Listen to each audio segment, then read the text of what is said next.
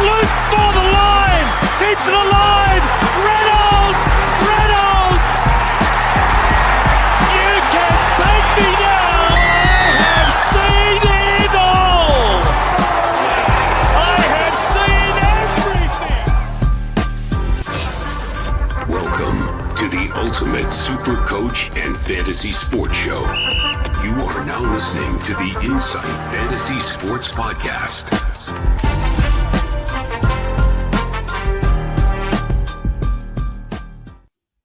Welcome back. We are live again for Tinlist Tuesday on the Insight Fantasy Sports Podcast, where we talk all things team lists for round 10 of NRL Supercoach, brought to you by the Standard Squeeze. I am your host, the Supercoach Brain.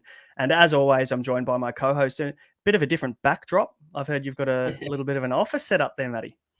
Yeah. Spent a bit of time over the long weekend. Just preparing for the pod.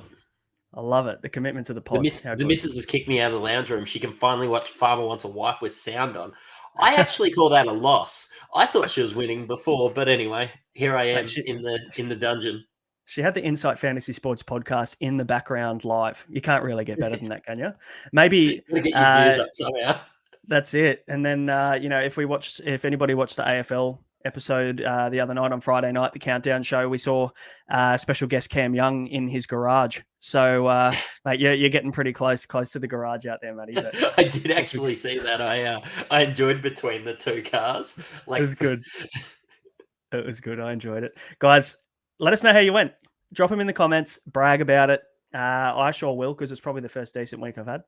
But let us know what your score is, what your rank was. And obviously, if you have any questions for the show, drop them in the comment section. Let us know, and we'll do our best to cover them. This is probably one of the biggest episodes we're going to do, and a little bit of a different theme, I guess, for this one. Instead of diving so deep into all the changes from all the teams, we're going to go through those big ins and outs for Supercoach, of course, because that's why we're here. But we're going to talk about what to do with with the fallen guns. What kind of cheapies you're going to want to target this week and leading into the bye period. All the DPP updates as well. So we've got dual position changes coming up in round 12 that have been announced by Supercoach HQ. So we'll go through those changes with you, talk about our trades, our VCs. We were actually going to do, Matty, a bit of buy chat. And then the deeper I dove into it, I got down some rabbit hole where it ended up being about 3 pages worth of content. So we'll keep that one for our own, for a very special episode. It needs to be its own episode so that people can refer back, because I'm going to need to refer back to it. There's a lot to go through. There is tons. So, and obviously it's time to start thinking about the buy period. So I'm sure everybody's been looking at who's available round 13 and what Origin looks like. So we'll do a full episode on that with nearly everything you're ever going to need. So we'll cover that then. Mate, before we dive in, we love a frothy, we love a beer, we love a tin on the Insight Fantasy Sports Podcast. We've both got our 4-in-1s from the Standard Squeeze that keep drinks cold, they keep them hot. You can use them as a stubby holder as well. So go to thestandardsqueeze.com, use the code INSIGHT15. You can grab yourself one for 15% off. They've also got squeeze bottles. They've got a ton of merchandise as well. So hop onto the website, guys, and get stuck in quality product. Now, when we're talking about squeeze, our squeeze of the week, every single week we give away a standard squeeze combo pack to the highest score in our unlimited group. And this week goes out to Brendan, coach of Roosters Sombrero, banger of a name, with 1,348. How does he fit all those players in there? Maybe Tommy Sangster gave him an extra $5 million for this team as well, because it looks pretty stacked. 1,348, big score. Brendan, if you're watching, mate, hit us up on social media, wherever it is you follow us, and we'll get your address, mate, and we'll send you out that combo pack courtesy of the Standard Squeeze. Congratulations. Also, we've had a bit of a change in the leader of this group as well. Nick, the coach of the Quick Men, is coming 17th, and he's dropped to 88th this week. Bit of a tough week for Nick. We've got Mike, coach of Turbo's Hammy, coming into 17th. So Turbo's Hammy's actually gone to shit, but it sounds like his team's actually turning up, which is quite ironic, isn't it? So into 17th spot. So we've actually got 3 people in the top 100 now, Matty. How good? Yeah, it's all happening. Everyone's taking advice, and they added Jack de Ballin last week. So it looks like it with the 71. Good on JDB. Bit of a change in his role this week. Maybe we'll see what happens. How'd you end up going? Obviously we spoke about our score Sunday night, but how'd you rank? Yeah, So went 11:02 after updates, which just got me over 1100, and I actually thought that it might be top 20%, top 25%, because I'd seen lots of people posting on Twitter about their 1200s and their 1300s, but yeah, it wasn't to be. I actually moved up 4,500 spots into 15,000th. Nice. And pretty happy with that. Green arrows all happening. Yeah, avoided a lot of the carnage. Had Sloan and Reece Walsh, which got me a combined about 40 points. So even with those decisions, I'd obviously made some right ones with AKP and Dave Fafita. So pretty happy all around. Good little start sit there, especially with AKP. He's one of those guys that whenever you play him, he gets 12, and then when you don't, he'll get 75. So you've picked him on the right week. Props That's to the you. first time I've ever played him. Really? How good? Yeah. I think I played him 2 or 3 times for nothing. I played him instead of Jackson Ford as well. So, yeah, pretty happy about that. Well played. Well played. 1220 for me. I actually halved my rank. So I went from 25,000 to 11,600. So very close to that top 10K now. So hopefully this week we can have another decent week and burst into the top 10. That would be nice. All right. What have we got, guys? Thanks for hopping on. Say good day if you're on. Let us know if you have any questions throughout. Steve hopped on the JDB call. How does that? Balls. Nice, Good mate. Call. Love it. Brad's on as well. 1173 with a D and P, and he's 17. That's massive. I was just gonna say everybody seems to be hopping on the Jack DeBallin, looking around Twitter and some of the other podcasts. But yeah, you called it first, brother. Yes, I got in first, I think.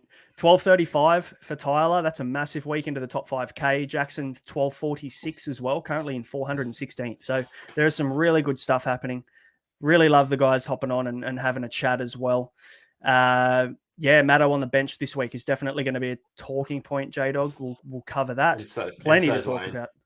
Yeah, and Sean Lane, obviously, in the conversation in the next couple of weeks for sure. Mate, let's get stuck into teams. I guess we'll cover these a little bit quicker than we normally will. We won't go team by team, every single change, but more so just maybe the Supercoach relevant stuff to start. Mate, Doggy's Carraz is back. So good to see him come back a little bit earlier than planned, Matty. Yeah, and that really excites me. I think I will look to get him, but now that he's got that 6 in his rolling 3, I think that we can. I think he'll come down in price a little bit. I'll have a look at if you could just have a look at what his break even is. Something I was looking at was maybe a Valentine Holmes for Carraz in a couple weeks' time. Yeah, you're going to be waiting a couple of weeks. He's got 137 break even, so you can wait a couple of weeks. He's got Raiders this week coming into the Warriors to Gold Coast. So, I mean, there might be some big balls super coaches out there that just jump on next week if he drops a ton of cash this week, knowing that he's got a couple of decent matchups coming into the bye period. But if he drops a heap of cash, I'd back him, and he's just somebody I could go with. I don't have a lot of faith in Val, even with some of his easier matchups at the moment. I don't know. I'm just lost a bit of faith in basically any Cowboys. And I was so high on Carraz. I got on at the right time to start the year. I got on at the right time to start last year. And Carraz might be my boy. I'd say Carraz might be a wait until after the first bye, because obviously he doesn't play around 13. So it just depends what your team looks like. Neither's Val, so I'm not relying on that spot for that. Yeah, so yeah, that's a good point. If Val looks like he's going to leak a heap of cash, I'd put more faith in Carraz than Val. No doubt. Absolutely no doubt. We'll talk about Val very soon. We won't cover that now. Maxi King also named. So, everybody coming out saying Max King's going to be out for multiple weeks, and he gets named 1 week after people sold him. So very some upset super coaches out there. You'd be spewing, but it is what it is. Mate, Raiders, Xavier Savage onto the wing. So he comes in and plays his first game after that. I think it was, I can't remember the injury, but it was a pretty bad one through the trial period. So the good thing from this is that Croker has kept the center spot and Hopewadi has dropped out. So good news for Croker buyers. I didn't really see that happening. But anyway, that's why I don't own Croker. And everybody else just got a leg up on me. Yeah, I'd grab Croker. I'm pretty happy with it. So Savage had a fractured jaw. So yeah, okay, there you go. So maybe they're easing him into the wing.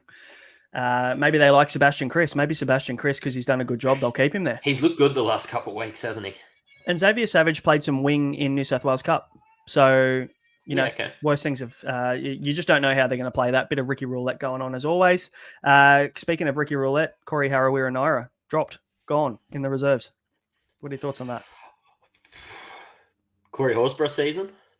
Oh, no, don't give away too much of our content, but there's a big segment on Corey Horsburgh and Jack DeBellin, so could be the No, realistically, like this just takes out an extra quarter of Ricky Roulette, and I'm really high on Hudson Young. Yeah, I'm starting to look with the masses, but yeah, maybe Hudson Young. But Harawira-Naera is a big out. I'd love to hear Ricky give us a bit of insight as to what happened at some stage, but yeah, we know he doesn't really let us know what's going on in his head. So, he does when the referees are, doing him dirty, but that's about it. Moving on, Manly and Broncos second game. Turbo's back. Garrick to the wing. Massive win for everybody. All the owners of I can Garrick. breathe a sigh of release. That's huge. That is and release probably, because that's huge. I think if Garrick was at center again for another couple of weeks and it looked like they were just going to continue with him at center, I'd be very tempted to just bail. I mean, it's unfortunate he's already dropped 200K, so maybe you just hold on and hope for the best, and you definitely do now. I think it makes it easier to hold him now that he's got that wing spot. My concern is that over the Origin period, they put KO Weeks at fullback instead of him after last week. That's my biggest concern about Garrick. I always got Garrick and Joey Manu, to be honest, just expecting that we're going to get these tons over the bye period, Have a look. I think the one thing I feel better about now is that Tolu Kola is back, which is why this move has happened. So he's come into center. You've got Brad Parker on the other center. And then obviously it just makes sense to have Saab and Garrick on each wing, Turbo at the back. Now, if Turbo goes out, Tuipulotu dropped out, right? Yeah, Tuipulotu dropped out. So I feel like Garrick could probably just drop back to fullback now during Origin, because there'd be less changing unless they put KO Weeks on the wing. I'm not quite sure, but we'll see how that plays out. But I guess more news in this one. Gerbo out for 2 weeks. Seems like a minor injury, ankle, I think, or knee. But he's going to miss 2 weeks. He misses Magic Round, which is a shame. And obviously then coming into Origin, it's going to be pretty bloody close to see whether he's fit enough for Origin 1. So that'll be an interesting watch. I would probably compare how important Gerbo is to this team as to Payne Haas and the Broncos. Yep. I actually expect a bloodbath. I think the Broncos will roll over them, and it's, I'm not giving too much away. We could have some big scores from, our 5'8", maybe our fullback, some of those guys that score a lot of points. That's it. We'll cover that very soon. Broncos, Haas and Mam are back. So again, great for Walsh. We'll explain a little bit more later on what we think about Walsh, because I think the Walsh, or do I trade Walsh? Do I trade Turbo? Do I trade Cleary? There's a lot of these guns that have high break evens this week. So we'll cover our thoughts on whether you hold them or whether you trade them, who you trade them to very soon. Warriors, Panthers, third game. Chance Nickel-Klukstad, Tohu Harris have both been named. Curran back to the bench for the Warriors. The CNK 11-day stand-down thing's a little bit interesting, isn't it? Because I'm a little bit unsure of the ruling there. I think if they went on 11 days exactly, he'd be about 4 hours short from when he plays. So maybe they're looking at the 11th day. I'm not quite sure. Look, he'd be pretty unlucky not to be able to play in this one. Just being 11 days, it's not exactly their fault. The difference between 10 or 11 days doesn't make a huge difference from my understanding. So, look, I'd like to see CNK play, because as we've seen in the Warriors last week, he's probably their most important player to me. For sure. Did you end up trading him? No, I still have him. Oh, nice. Okay. Oh, well, you'll be definitely hoping that he plays then. That'll be an extra number for you for sure. Yes. Tohu Harris coming back as well is great. Named at lock. Obviously, they only said re-aggravation of the MCL, so it was only 1 to 2 weeks at worst for him. So he's back after that 1 week break, which is good. He's always a guy that I've been looking at for the bye period, so I hope he gets a couple of weeks to ramp up a little bit, and I can pick him up for round 13. That would be lovely. Even a bit of a price drop after he's after that last score, and if they give him a bit of extended bench minutes this game, I'd love to jump on him. That'd be really nice. Absolutely. Penrith, not really much has changed here. James Fisher-Harris is back. Eisenhuth's out with that injury, so he's out for 4 weeks. But I don't see too much kind of impact for the Panthers there. So we'll move on to the next one, Sharks and Dolphins. Royce Hunt in for Braden Hamlin-Uele, who's going to miss 4 weeks, I think it was, with that MCL from that hip drop. Finucane's back in the 13 jersey as well, which means Cam McInnes drops back to the bench, which I know you shed a tear when you saw that, mate. I know you're a big Cam McInnes at lock fan. Look, I am, but he didn't actually perform as I expected this last 3 weeks. I was tempted just to get him and just ride, expecting these 80s out of a guy that you paid $470 for, and yeah, it just didn't happen this year. So, yep, yeah, that's right. Unfortunate. Dolphins. Robert Jennings is out. I think we knew that there was risk there for people that jumped on him for the cash gen last week, and he got, what did he get, like 1 or 2 points or something last week, and. No dice. Tessie News back as we suspected. The weird one is for me, Milford on the bench, which is bizarre. He's in the 15 jersey. I'm not quite sure what their plan is with that one. Maybe he comes back into the side late and then Nikorima drops back to the bench. Yeah, I'm not really sure what's happening there. Look, Wayne Bennett does like Milford.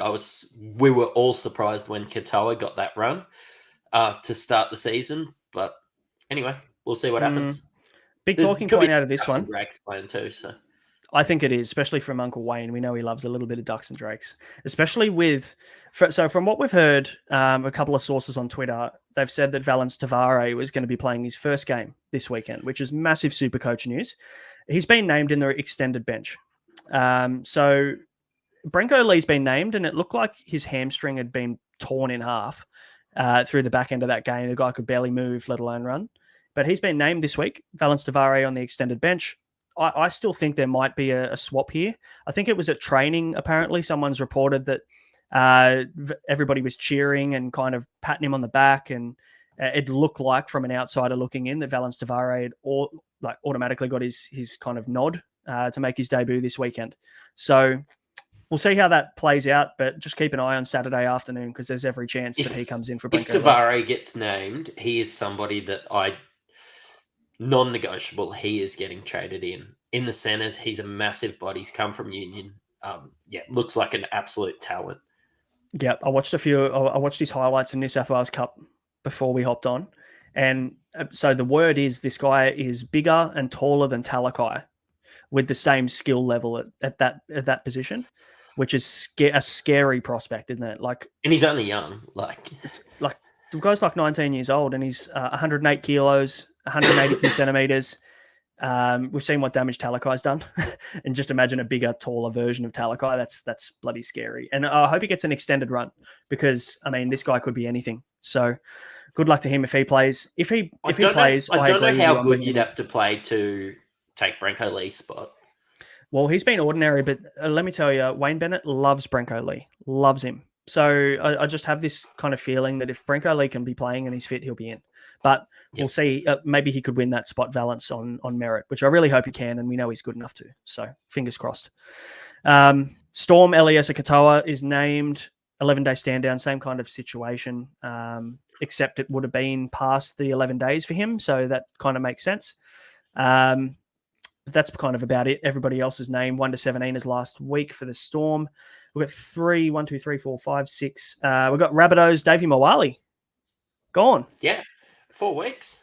Am I upset about that? Not really, because it removes one auto emergency nightmare that I've got in my lineup at the moment that could get me 12, like we spoke about on Sunday night. So not upset. I'll say to a mate on the phone today, I could have Davey Mawali all year because he hasn't done enough. He hasn't been bad enough for me to bother trading out, and he hasn't made me enough money to bother trading him out. So yeah, unless a 200k gun to our front row forward pops his head up, and I've got luxury trades sitting there that I can make that move, there's no point. So I'm fine with him sitting out. I probably prefer him to sit out if I'm completely honest. True. Next one, Tigers Dragons. Naden out, Talau in. I don't know why they keep persisting with playing Talau considering he's leaving next year. You've got so many talented guys in this back line at Tigers. Just makes no sense to me. Is Naden out because he's injured? Because I didn't think he looked that bad last game. I'm pretty certain he's suspended. Oh, suspended. Yeah, right. Yep. I remember that now. Asu Kapoa on the bench. No other changes for the Tigers, which is probably the first time we haven't said no other changes for the Tigers all season. So it's nice to see them pick and stick for once. The Dragons is interesting. All right, there's a little bit going on here. Zach Lomax has been dropped to New South Wales Cup, which nobody saw coming.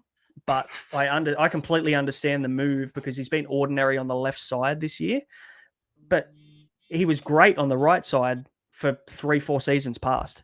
So do you not just shift him back to the right side? Where a lot of teams sweep right to left and they're dominant right to left teams. Put your best defender on the right edge, on the right defensive edge. It makes no sense why they swapped him to start with. But anyway, he's gone. What are your thoughts on that? Look, I reckon Hook could just get dropped and Lomax comes back in later on in the year. Like the coach could get dropped over something like this. They're paying Lomax money. Lomax is obviously talented. Maybe he doesn't want to play for Hook, and there's sort of a bit of a standoff happening. Look, I'm putting something out in the universe. I don't think that he's been bad enough to be dropped, especially in a Dragon side that doesn't have that much talent. But Figo was good, and he's rewarded with getting another run this week. Max, not Matt. Is that the one I'm talking about? Yeah, Max, 234K, cheapie, big negative break even this week. I think people are pretty excited about him. Oh, what were their parents thinking? Max and Matt, like call one Terrence or something. Seriously. yeah, it's tough for us. They should have thought of us super coaches when they named their kid. Bloody ridiculous. You know what? I will not add him because I'll accidentally add the wrong one. Yeah, that's a good point. I think they're 200K difference, but anyway, it's that's fine. Hey, I guess a big talking point we'll talk about it soon is Jack de Belin has been named at prop this week. So obviously the last 2 games he's played lock, he's played big minutes. The question now pops up, does he play big minutes at prop? Yeah, so we're going to talk about Jack de Belin later on. There's been some really good analysis there, but I actually like this for Bird. Yeah, I was sort of Bird's a lock. Trying to talk a few people out of Bird because some people thought that, maybe they'd boost for Bird and see if it would take off. But realistically, I didn't think that was the play. But I like him at lock. I really like just him getting his hands on the ball a bit more. Controversial. I mean, long-term, long season, if I see Jack Bird as a hold for the season, I like him at lock. He's going to get a lot more involved. But I actually liked him on an edge against the Tigers. The Tigers are super leaky on the edges. They concede a lot of their points through the middle of the field, through the edges. You'll notice the points scored against the Tigers aren't really through the wing and center. It's through the forwards and through the middle of the field. So I didn't mind the matchup for Bird if he was in the second row this week. But either or, beggars can't be choosers. Roosters and Cowboys. Next one, Cheese named Hutchison is in the centers this week, and he lines up against Valentine Holmes, which I really like as a matchup. What are your thoughts? I mean, from a perspective of whether we hold or whether we sell Val, kind of touched on it already. I love this matchup for him. I really like him going up against Hutchison. And we know Hutchison's diverse and he can play multiple positions, but Val's the best player on the field by far for the Cowboys, and I feel like they're probably going to target now that edge. I'm surprised Manu didn't shift out and they bring Sam Walker back. I thought Sam Walker would be back this week due to that. Yeah, look, they don't think Sam Walker's up to it, and Joey Manu's looked pretty good at 5'8". Like they got the win. They're not going to change what's working. They weren't winning games with Sam Walker, and they're winning games with Joey Manu. They're going to win another one against the Cowboys. I think that they can cop that matchup. But I'm just surprised. Like last game when I was watching the Cowboys play, Val looked dangerous every time he got the ball. He just didn't get it very often, and that was he was the only person. Him and Robson were the only people who were playing with a bit of heart. And yeah, you just find a way to get him the ball. You just need him to sweep around a bit more. More touches for Val means better footy for the Cowboys. And yeah, honestly, better for us super coaches because, look, surely they should be scoring some points. And the Roosters' defense was really good. I don't see him scoring too many this week again, which is a worry for Val. Yeah, definitely. I feel like actually, I'll explain it a little bit later when we dive into Val. But Cowboys, Lukey returns. Gashevsky holds his edge spot. Probably holds it for another maybe 3-4 weeks or however long Jeremiah Nanai is suspended for. I would say at this stage, I don't see anybody else coming on. It was 4 weeks. Yeah, Nanai. Yeah. So out for 4. So that means he gets a month of footy. 288K could be an option. Last game of the round of Magic Round, Titans. Brimson out. Campbell goes to fullback. Foran's been named with that toe issue, but no real big kind of Supercoach issues there. The Eels, though, Andrew Davies come onto the edge. And we'll see Cardi and Maddo come off the bench. Bailey Simonson's come back into the team at centre, which means Sean Russell's been dropped and Dunster holds his position. There's a lot to take in there. What do you take from that? I thought Dunster would be dropped for starters, if we're talking about the wingers that don't really matter. Also, Cardi's played well enough that I would play him over a new recruit in Andrew Davey that was hardly getting a run for the Bulldogs. And I don't know, Maddo comes off the bench and provides that punch and plays really well. But all of this doesn't bode well for Hopgood owners. No, there's a bit going on. I mean, he's the only one of the ones that have kept his spot in the 13, but we know that Brad Arthur loves changing things up before kickoff. So who knows what happens here. Lyle's on the ball, though, saying he doesn't understand the Maddo hate being off the bench and he could go better from the bench. And we know that Brad Arthur loves using him off the bench. So maybe they go back to what worked last year. Who knows? Or it might be a flu issue where he plays less minutes this week to get himself fit again. Who knows? And you know what? If you don't have Maddo, I think I wait a week and have a look at how the minutes. I wouldn't be going with Maddo this week, but don't draw a line through him. He's still one of the best footballers playing in 3 bye rounds. So, yep. Okay.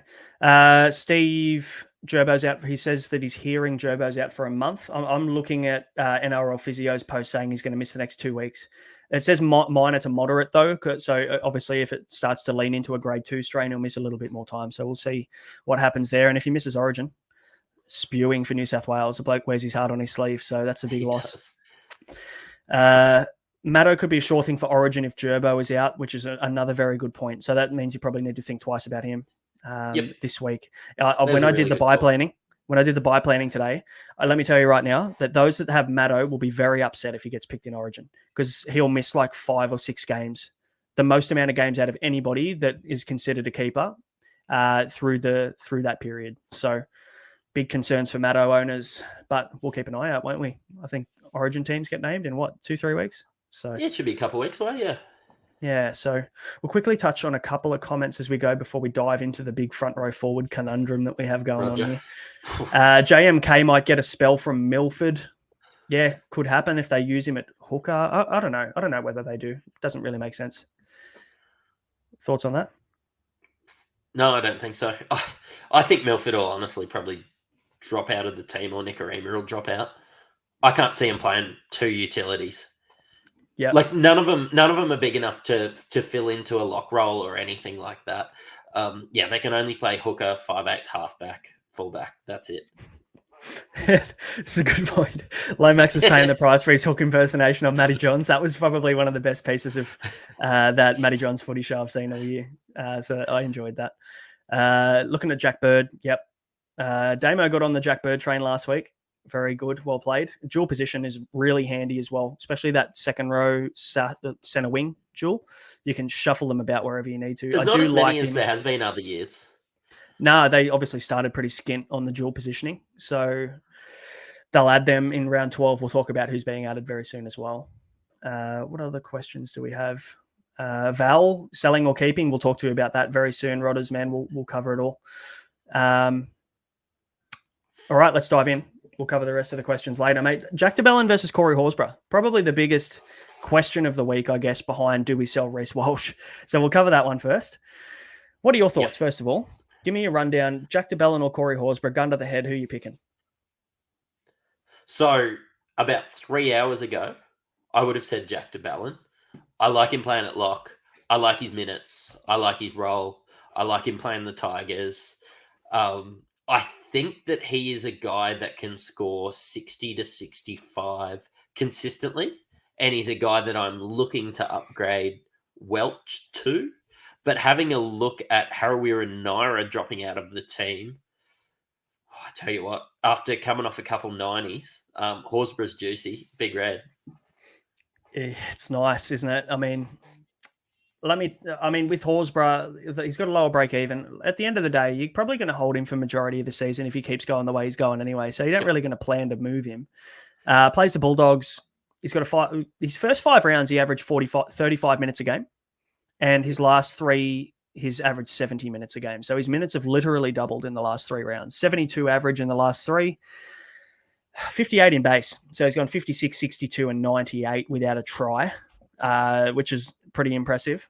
Now, I guess the question is, do the minutes stay the way that they have been in the last 3 rounds? Is he going to continue to get 70 minutes? Is the question that's on everybody's minds. What are your thoughts? I mean, think about what's happened in the last 3 weeks. Raiders have been winning games. Mm-hmm. Yep. With Big Red getting big minutes. Hey, you don't change it if it isn't broken, eh? If anything screams, give me more minutes, it's, hey, Ricky, we're winning games. I'm good at footy. Get me the ball. Yep. Spot on. I mean, when we look at their forwards and their forward rotation, they've got 3 props on the bench and a backup hooker. You got you got Josh Papali'i, you got Joey Tarpany, Hudson Young, Elliot Whitehead, and then Corey Horsburgh. That's a pretty bloody good starting forward rotation. Obviously, we know Josh Papali'i is going to play probably maybe 55 to 60 minutes. Joey Taps is playing 50. Young and Whitehead are both playing 80, which is why they've got 3 props on the bench. They don't need an edge forward.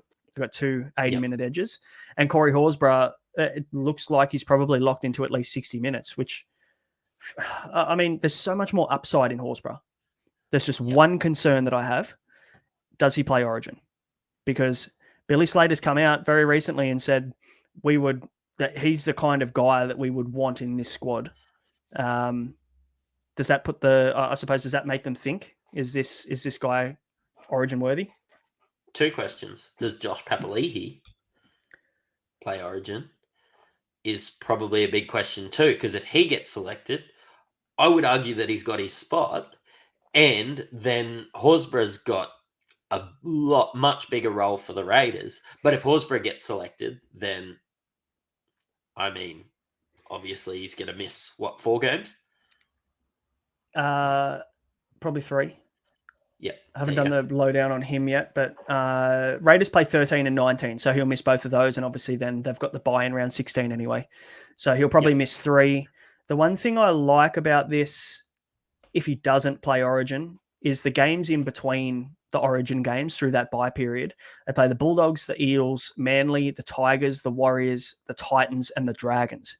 Like, I don't know whether there is a better bye period schedule for a team than what the Raiders have from rounds 14 to 20. So that could be what gets you across the line. Really, if you're looking at Jack DeBellin versus Horsburgh, they have a less favourable draw. They've got a few tough games through the middle of the year. I've got a question for you, and it's called sitting on the fence. If you have Stefano and Welch, do you just find a way to get both?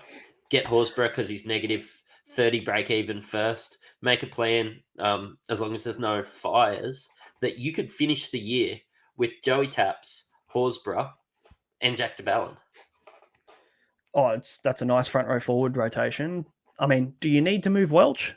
Is that a luxury? Like, the guy's getting 55 to 60. It probably is luxury, but we're heading into this Origin period where you probably want some guys that Welch gets picked, right? I actually don't know. I'm not quite sure. I mean, he missed all last year. You won the series. Like, do they just continue with the guys that did well last year? Like, in which case, Horsburgh won't get picked. No, that's right. Yeah, that's true. I'm not quite sure whether Welch plays this year either, if I'm completely honest. If Welch doesn't play Origin, I'd be happy to sit on him. I'm not really looking to move Welch on. I'm probably looking to move Stefano on because I've got 0 confidence in the man. And Davi Moali will sit there all year. So you're right. I do only want one. Do you have, like I was looking at Hudson Young too. I don't think I can have Taps, Hudson Young, and Horsburgh. So that my concern was seeing Taps and Horsburgh in my front row forward and just going, like, how much do I trust Ricky Stewart? And the answer is I'm definitely not trading Taps for Corey Horsburgh. Not a chance. You keep Tarpany for the year now. You picked him up because he's a Kiwi and he's going to play 2 of the 3 major bye rounds through Origin. There's no point trading him. He's one of the premium front row forwards with Haas. So the goal should always be to get to Payne Haas after Origin. I'd say there's 0% chance that Jack DeBellin gets picked for Origin. 0, probably less than 0. And also, I think, okay, if you're asking me who I'm picking, and this is what we're getting there eventually, we've hopefully given everybody the information around what we're thinking, but Horsburgh is now my pick. I was thinking Jack DeBellin last week, and don't get me wrong, it's still a good play, safe play, really kind of high floor, low ceiling kind of guy that's going to get you 55 to 75 every single week. But we all know we both love a high ceiling, high upside kind of guy, and I reckon Horsburgh's the man for that. Yeah, so I I wanted Jack de Belin by hook or by crook. When you asked me earlier today to have a think about this question, we're going to have this discussion. I was like, Jack de Belin, for sure. Like, he can't. I wasn't 100% sure that Horsburgh can keep going with this, but them dropping Harawira and Naira, Jack de Belin moving to front row forward, I don't like. It's just swung, hasn't it? It has In massive. this TLT, it's swung in the last 3 hours. The move to prop, I hate. I just hate it. And he'll He's gonna play less minutes. Yeah, I think so. And we know Blake Laurie obviously is the other prop for the Dragons. He can play big minutes too. So I'm just a little bit concerned about what that looks like. And you could wait a week on de Belin. Horsburgh's what? Horsburgh's 550k. They're both the same price. 544k with a negative break. With a break even of 3. You probably can't wait another week. Not on Horsburgh, you can't. But I reckon I'd argue you could wait on de Belin.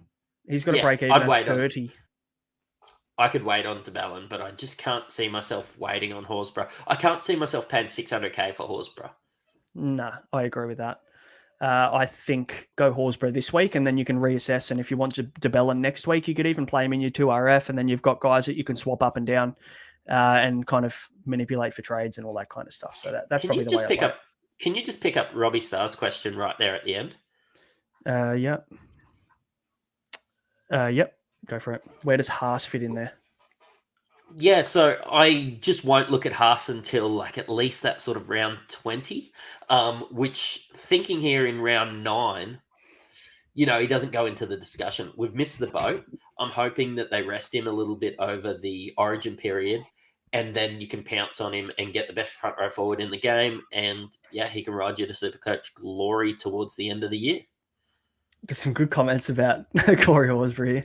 I'll throw a couple up. Corey's channeling Alan Tongue energy. Alan Tongue, one of the Canberra legends.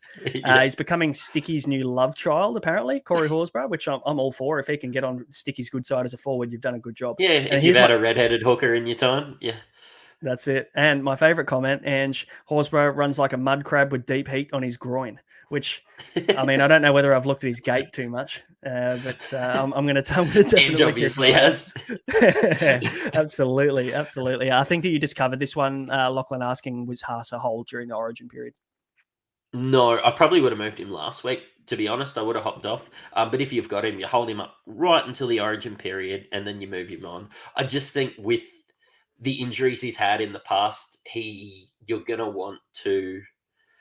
He's going to get rested at times. Like, you're going to see some 50-minute games from Haas, and then you're going to see some price drops. Yep, for sure. If you don't have him, you're not getting him, are you? No, you can't get him now. I would love to. I'm probably his biggest fan right now. I think also we need to remember Payne Haas backs up nearly every game. After Origin, he always backs up. Unless there's a really short turnaround and the Broncos are playing on the Friday night or something after Origin, you will see Payne Haas back up on the weekend after Origin, no doubt. Yeah, and it could be, and Kevy will just rest him because if Payne Haas goes down, our finals chances do too. Yep, for sure. All right, let's move in. Hopefully that Horsburgh versus Jack de Belin debate's put to bed. Horsburgh is the guy. We love a bit of upside here. Okay, let's move on to the fallen guns because there's a lot to talk about here. And I guess the first question or the main question is, do we sell Reece Walsh this week? 156 break even. Got a tough run of games coming up. He's got Manly this weekend, but he's got then Melbourne into Penrith. Misses round 16, misses round 19, may play Origin. What are your thoughts? I think Manly's in turmoil.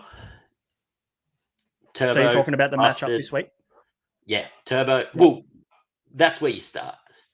Turbo, busted, Gerbo, plenty of go forward in the middle with Payne Haas back. And just remember, he's not come back from an injury. He's come back from suspension. Mam works really well with Walsh. I just think that the Broncos could pump Manly this week. And in all the games that the Broncos have done really well, Reece Walsh has averaged about 85. Yeah. You know what? You're going to lose some money. But, hey, who else are you getting? You're not getting Turbo. Tedesco, you're not getting him. I think up until maybe about midday today, I was on the sell train. But the more that I look at this Manly lineup, and as soon as Gerbo said that he was going to be out, missing a couple of games, I messaged you. The first thing, I was actually mid-training session in the gym, and I'm like, better message Matty, let him know Gerbo's out. And as soon as I thought that, I'm like, Manly are going to be absolutely decimated in the middle of the field. So he's Haas the back. Payne Haas. Yeah, Yep. he's the Payne Yep. Haas of their team. He's the go. He's the drive. He's the leader out there. Mate, it's going to be massive. And it's in front of a Brisbane crowd as well. He's got 161 break even. He could score 120 this weekend pretty comfortably. Yeah. It's Magic Round. We know that Reece Walsh loves a stage. It's at Suncorp. We know the Broncos play some really good footy at Suncorp. He's my VC. I'll go out and say it now. I'm putting the VC on him this weekend. I think he goes big. Me as well. There you go. Let's pray then. First game, second game of the round, whatever it is. You know what? He gets 120. I'm still not looping him with Nico. Yeah, that's probably a good point. Who do the Sharks have? I don't care. That's true. It's a bit automatic. Yeah, it's automatic. It's our Lord and Savior, Nico Hines. They got the Dolphins. So could be anything that game. But let's move on to the next fallen gun. The next relevant fallen gun, Nathan Cleary, 156 break even. Third most sold this week. So Reece Walsh is the most sold. Nathan Cleary is the third most sold. And we know why. The high break even could leak a lot of cash. Hasn't been goal kicking the last few weeks. Comes up against a Warriors side after a bad loss against the bottom feeders, the Tigers, in wet weather conditions. He dropped the ball over the line that would have won them the game. I don't know what that tells you, but that tells me that Nathan Cleary is going to come out a man possessed. I feel like the Penrith Panthers are going to come out to prove a point this weekend. I'm not sure I've ever been more convinced of seeing a break even of 150 and thinking he's probably got this. I mean, it's not the first time, is it? He did it at the start of the year when people were going, yep, sell him. He's 120, 130 break even. He scored 140 or whatever it was. You know what? It doesn't matter his price because you don't lose until you sell him. And I want Nathan Cleary in my team every week he's playing. I think we'll cover in the buy, and obviously I did a deep dive on the buys today for anybody who missed the start of the episode. And on that, I did look at who do you hold, because Nathan Cleary and Nico Hines are going to be people's halfbacks. They're your 1 and 2 half. Who do you sell? Because unless you want to cop an AE every single week when these guys are out on those buy periods and those mini buys, you've got to sell one. And if you've got Davy Moali, you don't want that. No, you do not want that at all. Unless Davy Moali's not playing either.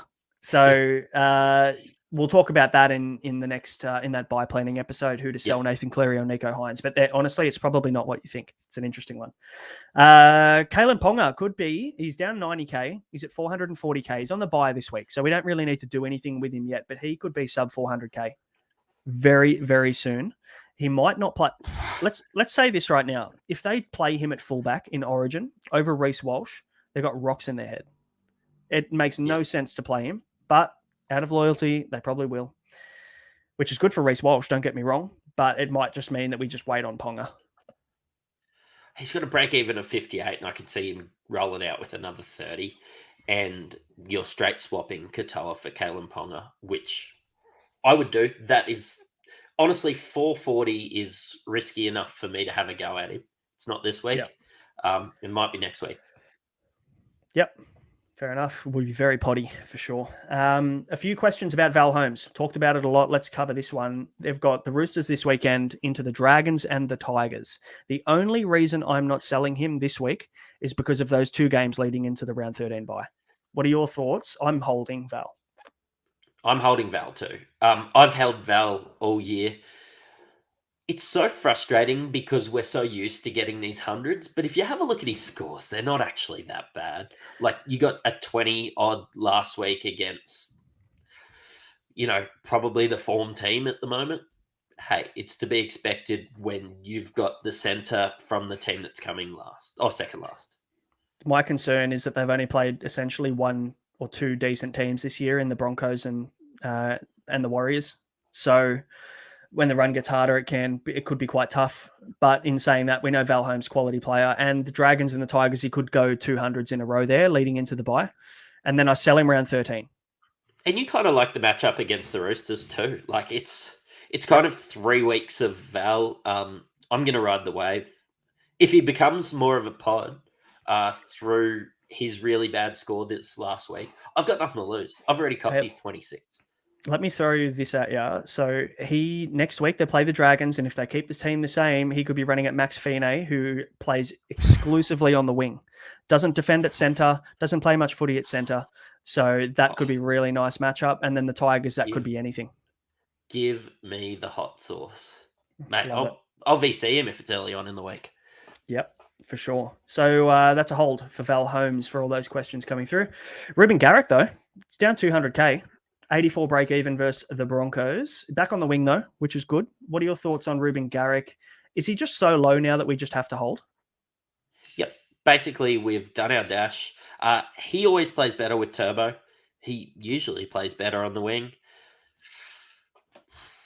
Yeah, look, I like it.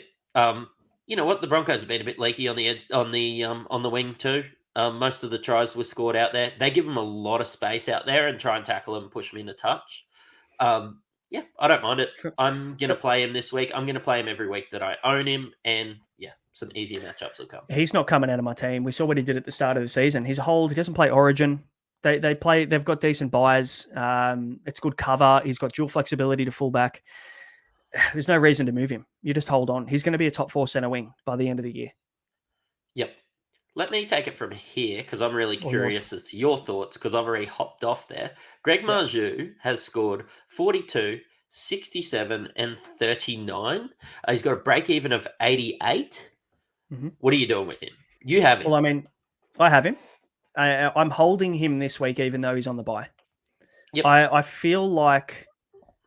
I mean, we know what he can do. He's a bit of a base stat beast. Those games there, he got a try in his 67, but the 42 and the 39, he got no attacking stats.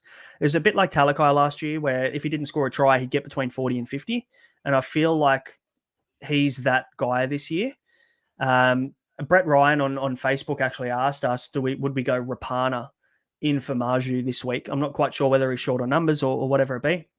I looked at Rapana. His numbers actually aren't as bad as I thought. He's coming off a couple of big scores. He's 560K though, 0 break even coming up against the Bulldogs. And he's got 89 and 79 in his last 2 games with 3 tries in those. I just feel like Marju isn't a sell. I feel like what we saw from Marju in his first 2 or 3 games is what we will consistently get more often than we won't. Yep. And that's a real luxury trade going to Rapana because...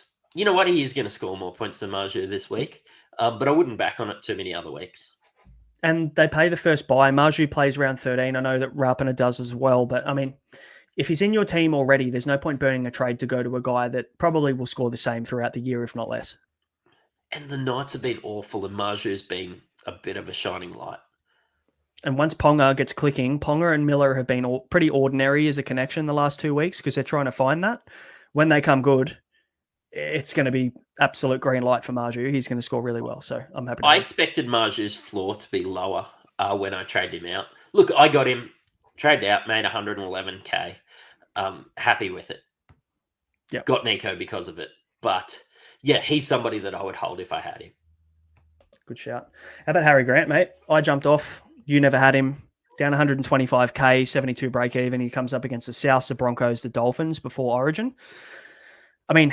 Do you just continue to hold? Is he just a hold now until Origin? They reassess. Do you hold him through Origin completely? If I own him, I hold him till Origin. I don't hold him through Origin. Gets that rest. I don't know if he will now with Brandon Smith on the bench because they didn't lose as much as they will now. Yep. But I still think he gets rested over that period. He's too important. Bellamy's probably too stubborn. He'll sit Harry Grant when they're losing to make sure that he doesn't get injured so that he's there to play for the last 10 games of the year. Yeah, I think, I agree with you. I tend to agree with you. And that's the reason why I sold a couple of weeks ago because I feel like, and if we look at last year as a sample size, he played less minutes, but they had Brandon Smith to fall back on. They don't have that this year. So it'll be interesting to see because it's a bit of a different year. There's no precedent for how they use him this year without that backup hooker. Look, Harry Grant's good enough to score well against the South and Broncos. Yep. Yeah, I'd honestly hold now. There's no point selling him right now. Could easily cover the break even this week. So no issue there. Mate, last one, big one. Some people still held Tommy Turbo. 84 break even coming off a 26, a 57, and a 37 coming up against the Broncos this week, into the Sharks, into the Raiders, who are coming good. He's the second most sold this week. What are your thoughts on what to do with Turbo? I would hold him if I held him through last week. I traded him out for Sloan. Probably regret it. Turbo probably gets 30 on one leg, 40 on one leg, 50 on one leg. I'm not scared of the break even because he's 580k for Tom Trebojevic. But yeah, look, I would have jumped off. I jumped off last week. I wouldn't be jumping off if I had him this week. They're still going to run everything through Turbo, even if he's banged up. So let me He's ask too you good this. not to. I mean, so in my little deep dive in the buys, I was looking at these kind of highly owned players, popular players, guys you consider guns. So let's say, for instance, he plays Origin, which, look, if he's healthy enough, he probably will. He'll miss 13, 14, 16, and 19. And in the gaps of those games, they come up against the Dolphins, who are playing good footy, the Eels, the Storm, and the Roosters. They're not nice matchups. So the 4 games that he will be playing, he's going to miss 4 out of 8. And then he's got 4 top 8 teams that he's going to be coming up against through that period. My argument is I'd even get rid of him this week. Yep. I reckon, because the Broncos fair, are. But who are you getting? Who are you getting rid of him to? So, good question. Because the most brought in player this week is Jareem Buller from the Tigers. Basement price 200k. I'm concerned about this one because when you bring in a guy that's basement price 200k and he's only a fullback, you've got no flexibility to bring him in the center wing. We know fullback is a premium position. So what are your thoughts on bringing in this kind of player into, I mean, we've only got 2 fullback slots. You'd have to beef up your team elsewhere, wouldn't you? Yeah, I've got a bit of flexibility, so I'll be able to do it because I've currently got, I don't know, interchange Tyrell Sloan or Ruben Garrick sitting there due to the fact that I jumped off Turbo last week. I've probably missed the boat on Gutho. So, probably Buller it is. I've got Gutho and Walsh in my fullback slot at the moment. I will likely pass on. Well, I will. I'm going to have to. I'm not selling Gutho, and I like Walsh's matchup, so I don't care about the cash so much. Look, and if it goes pear shaped for me, I might make the move next week, knowing that Walsh is coming up against a couple of good teams. He's coming up against Melbourne into Penrith, so I might make that move next week. Who knows? But I mean, in fairness, though, Jareem Buller's he's looked pretty good. I'll make an argument for him. He's got a negative 38 break even. His base and power is 38 points per game in the 2 games that he's played in monsoon conditions. So when he gets a dry game, he's a meat pie chance if the Tigers play half-decent footy. They're playing the Dragons this week, who are pretty awful. And the Dragons allow 70 points per game to fullbacks this year. So there's a lot of things that are supporting this move. I just really don't like trading out a gun fullback to do it. And I'm doing it. But you're trading out. You're trading a Sloan, I'm trading out Hayes Dunster. Oh, there you go. Happy days. I'm trading out Hayes Dunster to Jareem Buller using my jewels. I've picked up these jewels along the way. Really happy with the way that sits. I've got rid of Tom for Sloan. I'm going to hold Sloan. Sloan's a bit like Walsh. He could roll out and score 90 this week, but he could roll out and score 18 again, and I'm going to live and die by that.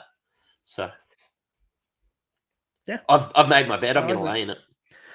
I would like to get Buller if I didn't have to give up one of my 2 gun fullbacks. I'm just not going to do it. I know that goes into cheapies, but I've just got one more falling gun to talk about is Sean Lane. Yep. 67 break even. And I see it pop up in the chat if you want to pick up that question. But realistically, I don't think this is the week. I think he's still probably, especially let's see how this rotation plans out. He could roll out with a 50 again. Let's just, again, wait and see. You can have another week to look at Sean Lane. I was hoping that he would drop more drastically. He's been better than I thought, which is good because I think I'll own him at some stage. I think that he probably he won't make Origin. Maddo's a chance. Maddo's coming off the bench. There's a few question marks. Hopgood's been really good, eating into some minutes. Look, I will get Sean Lane, but probably not this week. Hey, maybe another guy to add to this category that I haven't even got notes on, Angus Crichton, who has 140 odd break even and is named on the bench again this week. Eventually, he's going to work back into a starting spot in this lineup. I know Egan Butcher's playing out of his skin, so they're probably just riding that wave, the Roosters, but Crichton will come back into the starting left edge. He could be 500k. Can you imagine swapping out Jackson Ford or Preston for Angus Crichton? We were going to pick up Angus Crichton to start the year at 697k. Like, to be we fair, understand Cam Murray hasn't done much better than him. No, he hasn't. I mean, but we're prepared to pay 700k for a guy. He hasn't lost his ability. It's more just a matter of time. And I think maybe he might be the perfect guy to pick up on the run home or to pick up when the Roosters draw opens up a little bit. Yeah, look, I don't see myself finishing the year with Jacob Preston, Zach Hosting, and Jackson Ford in my lineup. It's going to be a lot more star-studded than that. Angus Crichton, your Sean Lanes. There's going to be a Canberra Raiders second rower there at some stage. Yep. And honestly, a lot of those could be straight swaps if we're patient. Yeah, crazy. Rodders are spot on. We're holding Garrick, we're holding Val, we're holding Marju. That's the way I'm doing it anyway. That's my thoughts. But feel free to make your own decisions. Rodders, we're at a good time during the year to save a trade. If there's no real fires, Garrick, Val, and Marju aren't, massive sells. If you're trading them, that's a luxury trade. For sure. Quick couple of questions before we move into the cheapies. Troy, good friend of the show, asking Oluwapu. Yep. So we may as well cover him now, I guess. Moving forward, do we see him getting solid minutes? Personally, I see him eventually becoming the starting 5'8". I feel like they're using Reynolds as a bit of a stopgap to ease Oluwapu into the NRL. We know he's a talent. Everyone talks him up. But in saying that, he's still got some errors in him. He's still got some poor reads in him. They're going to want to ease him into the NRL. They're not going to want to just throw him in with the Wolves, so to speak. So I feel like we're going to take some time. He might not be a guy that you need to jump on straight away, but it'll be a bit of a slow burn until he gets a start. And I think he'll get a start this year. What do you reckon? You know what? I'm a chance of adding him his third week, just thinking that this is going to happen. Josh Reynolds isn't the answer. They're going to want to blood Oluwapu. Once his confidence is up, once he's there, they'll give him the keys and just let him run. They're not making the top 8 this year. They've let Flano go. Let's sit him beside Matt Burton and give him some reps. For sure. Steve's asking, what do you think about Hopgood's minutes now that Davey is in the starting 13? If you didn't have him, do you bring him in? I'll answer this one. I don't think you do now. You've got Madison now on the bench. You've got Cardi on the bench. 2 quality players that are sitting on the bench at the moment. They've obviously like Andrew Davey enough to start him on an edge. Regan Campbell-Gillard's the only saving grace about what's going to save Hopgood's minutes, maybe in the short term. He's apparently out for 10 to 12 weeks. So I have him and I'm not selling him, but no, I don't think I would go and get him now. What about you? I also wouldn't sell him if I had him. Yeah, I'm not selling. I just might not confidently play him. I can also see Maddo going off to Origin camp. Again, like you said, missing 5 games and Jermaine Hopgood being Jermaine Hopgood for 5 weeks. Jermaine Hopgood for 5 weeks. If I have him, I keep him. If I don't have him, he's gone. Penasini owner, Troy, one of the, I think, 3 people that own Penasini, one of the great moves of Supercoach this year. The Peacock.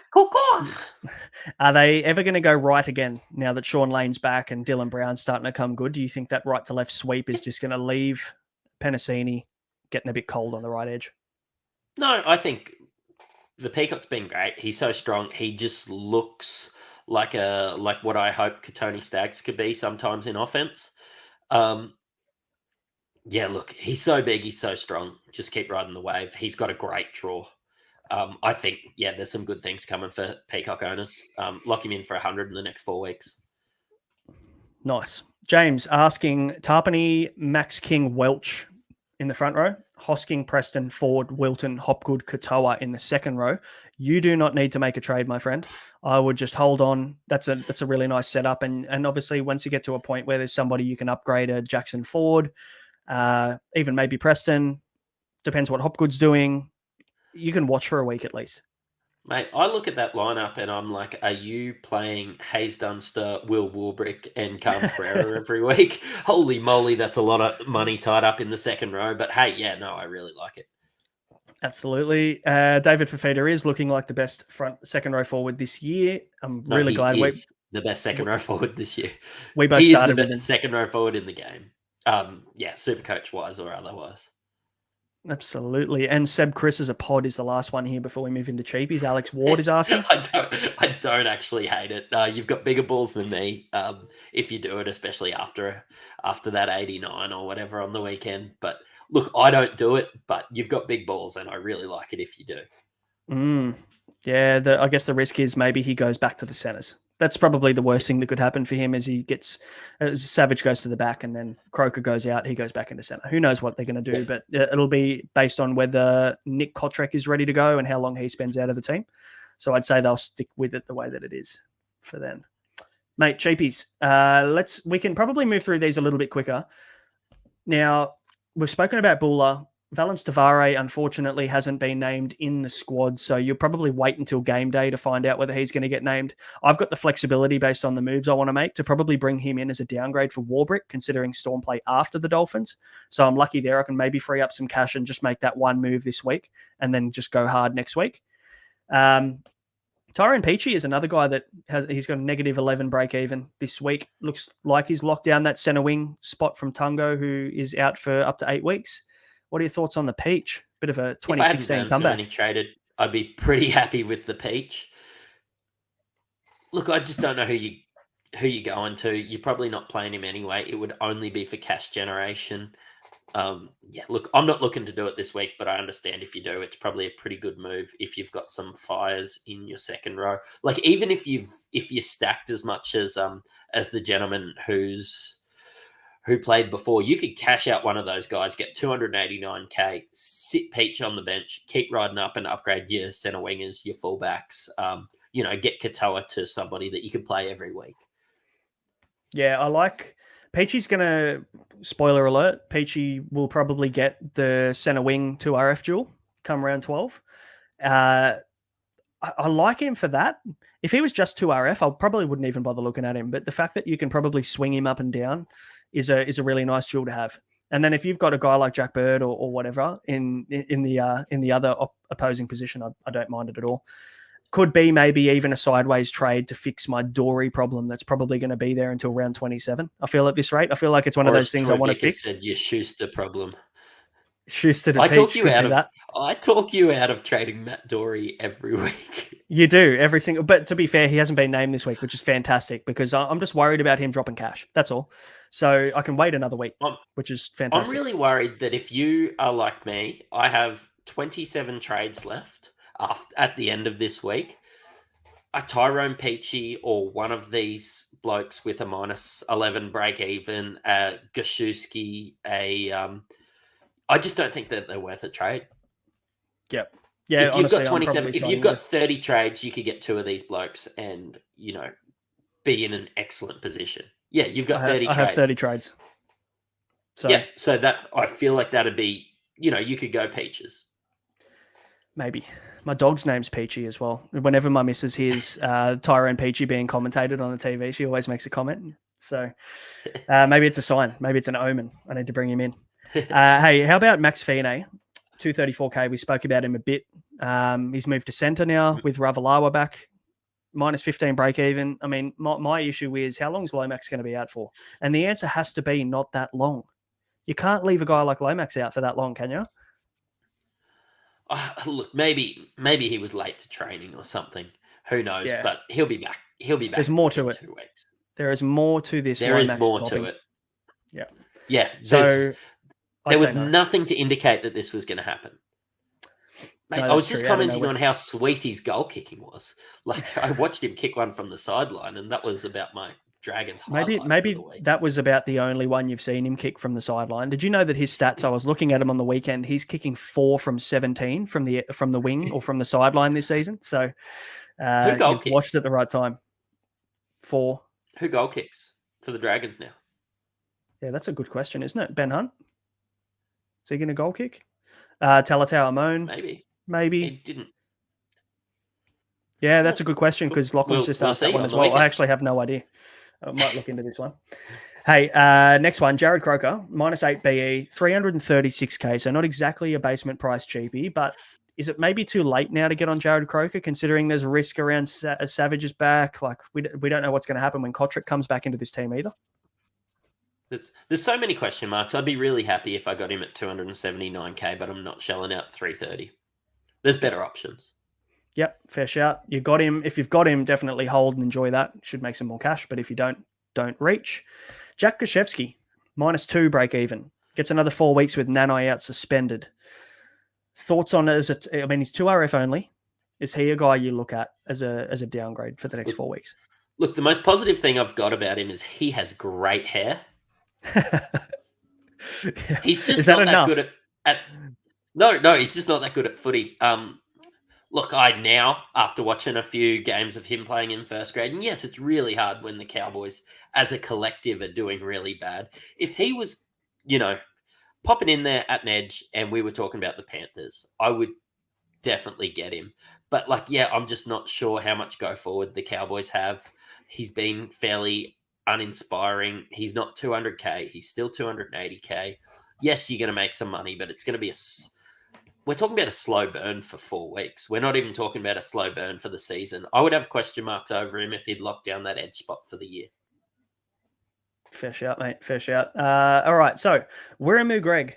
Now, I've been told we're talking about Wiramu Greg is a little bit out of my scope, but I'd like to dive into this one here for a second because for anybody who wants to jump on Wiramu Greg, hear me out.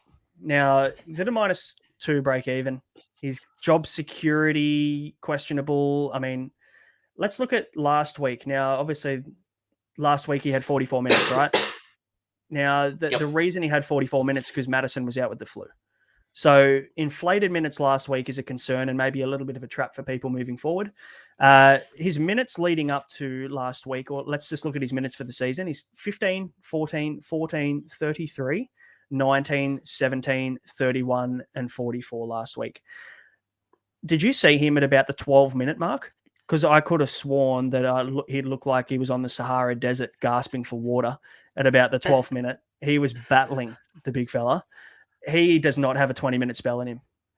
I was stuck in traffic on Suncorp, and they didn't say that over 612 ABC Grandstand. But he was battling. But, yeah. The big fella was struggling. So, I mean, he's not a big minute forward. We know that. You might get a little bit of a cash grab maybe for the week or two, but we need to look now at the fact that Madison and Cartwright are both on the bench. Wiramu Greg's starting prop. How many minutes is he going to play in his first stint? Is he even going to come back on the field when you've also got guys like Lane and Hopgood on the field? I'd be surprised if he sees 20 minutes this week. And he might get you 20 points. That's all well and good. Honestly, if you have Wiramu Greg and you had him last week and you added him because you really needed to save some cash or you were panicking on Welch because he wasn't playing and you spent that cash elsewhere, you know what happened? You got kissed on the dick. Yeah, very lucky with those minutes and Maddo being out, but it goes back to the normal 15, 14, 14, 19, 17 minutes that he's had this year through this rotation when they're healthy. So yeah, look, and he might see 29 minutes and average 28 for the next, month. Well, great. And then you can sell him. You have to. Carl Oluwapu, we spoke about a little bit already. Wait a week. It's only his second game, so you've got time to wait before a price rises. You're not playing jumping early. No, you're not jumping early. I mean, hey, do you go maybe who's the Dolphins 5'8" that we all have? Katoa? Do you go Isaiah Katoa down to Oluwapu if it frees up cash for you to upgrade another position? Maybe I'd probably like a 5'8" that I could play though. Honestly, I could see myself probably fading Oluwapu if Ponga drops in cash.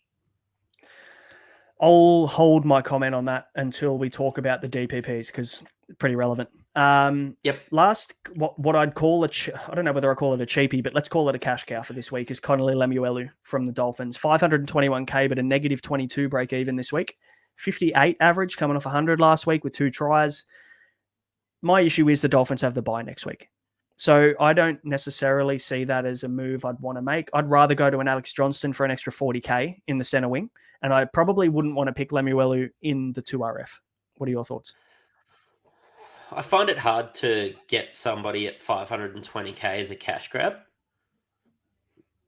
Yeah, I mean, because I'm I'm not super confident in playing him.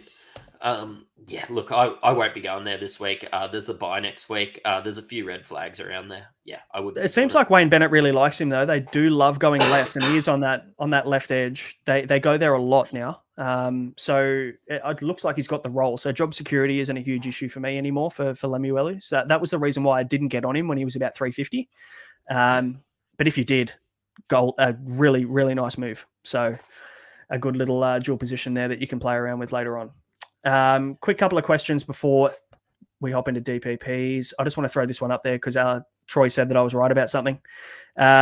Would you play Cotter? And I was right about the Cows forward rotation. Yeah, I mean, I might even just hand this one over to you. You're a pretty passionate anti-Cowboys forward kind of guy. What are your thoughts? Mate, I would not play Cotter for the rest of the year until the coach gets sacked. Yeah, Todd Payton has had second-year syndrome, I guess, worse than the players have, I think. Watch him turn into prime. I don't know, he's probably better than Shane Webke. Watch him turn into an absolute gun for Queensland, and then you can just see how, Cotter should be coached. Yeah, that's right. Cotter is a gun. We saw what he did. The guy can play 80 minutes. He came out at the start of the season saying, I want to play more minutes. I want to be a big minute lock. He was open about it in the media. And then you know what? Todd Payton's like, oh, you want to be a big minute lock? Let's play you 32 minutes a game. Bloke's a moron. Yeah. Complete moron. Absolutely awful. He's your second best player. Yeah. He's a lock for Origin. He's going to look like Saquon Barkley out there. I drafted Saquon Barkley in fantasy and then friggin' traded him to you, didn't I? That was a genius move. That's NFL. We'll save that for later. Selman's asking Val Holmes to Will Penasini. Oh, yeah, I don't mind it. I don't mind that. I'd wait, though, until round 13 if I'm going to do that move. I'm not doing it now. I'm trading Holmes by round 13, but I'm not looking yet. People are wondering who the Dragons kicker is. We don't know. Lachlan hopes it's Jack Bird. I'd jump on Jack Bird straight away. If you follow us on Twitter, we'll find out and tweet it out. Any Hazleton love from the Sharks with Braden Hamueli out for a month? I'd want to see maybe a little bit more before I jumped on a guy like Hazleton. I feel like there's probably more options. How good did all that Royce Hunt love go? Like not that long ago. Like, yeah, it's a nothing move. I'd say no. Steve, last one before we move into DPPs. Is Manu still an option to bring in if you have buy coverage players like AJ already in your team? I'd say yes. I think Manu, for when the Roosters play their buys, correct me if I'm wrong, I think they missed round 13, but they've got the last two. No, they only do play 16. So, I mean, against the Knights, you want Joey Manu because he's going to be playing fullback and he will score 300. So I think you're going to want him for that game. And he's still cheaper than he was last week. It's not like we're talking about you missing the boat. No, I agree. We're talking about us. Like we're talking about it as if we're geniuses that added him. We still lost 7K. Yeah, we just got the points on the board, which is what we wanted from that move. I guess maybe this is the perfect segue into the dual position additions, I guess, for the year. Now, we've got some locked-in ones already. We'll quickly scrape over them because there's no one relevant here you're going to want to pick up. So they've agreed Jaden Ockenball, or Jaden the knock on the ball, is he's added center. So he's added 2RF to center wing. So now he's dual. Josh Aloiai. Okay, it's going to be great. Also, Josh Aloiai, really excited about never having him in my team. Yeah. Dual front row, second row. Matt Croker, front row, second row. Mitch Kenny. Oh, I just actually nearly threw up in my mouth saying his name. 2RF hooker. And Jai Arrow. No, don't do it. Jai Arrow, front row, second row as well. So I'd say Jai Arrow maybe plays Origin. It's probably not relevant, but he'd be the only one I'd consider out of those five guys. Now, watch list. So those guys have locked in. Supercoach HQ have come out and said this is what's happening with these guys. Now, these next lot 7 players need to see one more game in their position to be able to kind of get locked into that 3 games in that position. Joey Manu will have 5'8" if he plays 5'8" this week. So, I mean, to answer now your question, if he's a bring-in, imagine having Joey Manu that you can play as your second 5'8" for the rest of the year, and you just put Dill Brown and Joey Manu in 5'8". Sign me up. It's a dream come true. So if he plays at 5'8" this week, they'll probably put him there. Luke Keary also, they're looking at adding half because he's played 2 games in the halves. So if he plays a 3rd game this weekend, which he will, he'll get dual half 5'8". Granville looking at front row forward hooker, which is an interesting combo considering he's played a couple of games at prop.